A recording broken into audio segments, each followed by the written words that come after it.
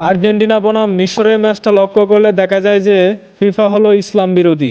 Argentina বনাম মিশরের ম্যাচটাতে Argentina কি নিজের যোগ্যতায় জিতেছে, নাকি রেফারি এবং ফিফার দুর্নীতি করে আর্জেন্টিনাকে জিতিয়ে দিয়েছে? কাঙ্ক্ষিত ম্যাচটি অনুষ্ঠিত হওয়ার পর থেকেই বিভিন্ন সোশ্যাল প্ল্যাটফর্মে রীতিমতো আলোচনা এবং সমালোচনা হচ্ছে। অনেক ফুটবল নেটিজেনরা মনে করতেছে কাঙ্ক্ষিত ম্যাচটিতে মিশরকে নাকি ফিফা এবং রেফারি মিলে দুর্নীতিভাবে হারিয়ে দিয়েছে। প্রশ্ন উঠে আসতেছে, ফিফা নাকি ইসলাম দেশগুলোর বিরুদ্ধে এরকম দুর্নীতি করে?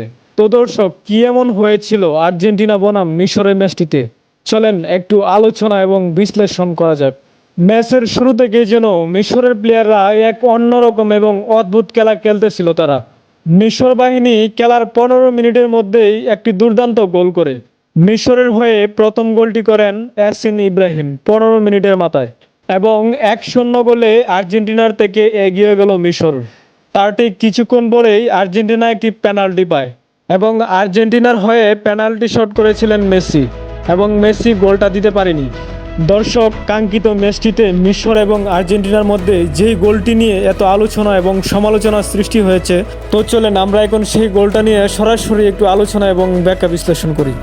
দর্শক, চলমান ম্যাচটিতে 58 মিনিটের মাথায় মোস্তফা জিকো একটি দুর্দান্ত গোল করেন, এবং দর্শক, এই গোলটি নিয়েই এত আলোচনা এবং সমালোচনার সৃষ্টি হচ্ছে। এই গোলটি হওয়ার পরেই ভিএআর প্রযুক্তির সহায়তায় রেফারি কিছুক্ষণ আলোচনা এবং পর্যবেক্ষণ করে বলেন এই গোলটি বাতিল। গোলটি বাতিল হওয়ার কারণ হিসেবে তিনি বলেন, গোলটি করার আগে একটি ফাউল হয়েছিল। তারপরে খেলার এক পর্যায়ে গিয়ে মিশরের প্লেয়ার মোহাম্মদ সালাহকে ডিবক্সের ভিতরে ফাউল করা হয়।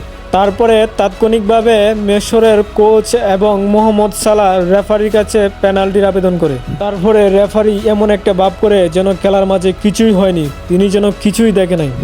তার ঠিক কিছুক্ষণ পরেই মিশরের ডিবক্স থেকে আর্জেন্টিনার এক প্লেয়ার মিশরের প্লেয়ারের কাছ থেকে বল কেড়ে নিয়ে কাউন্টার অ্যাটাক শুরু করে, এবং আর্জেন্টিনার তৃতীয় গোল অর্জন করে। প্রথমে যেভাবে মিশরের গোলটাকে বাতিল করা হয়েছিল, ঠিক সেইভাবে ব্যাখ্যা বিশ্লেষণ করে এটাকেও বাতিল করা যায়।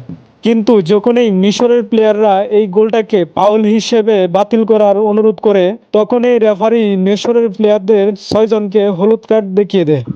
চলমান খেলার মধ্যে যেরকমভাবে মিশরের প্রতি অন্যায় অবিচার করা হচ্ছে, তা সত্যিকার অর্থে খুবই দুঃখজনক।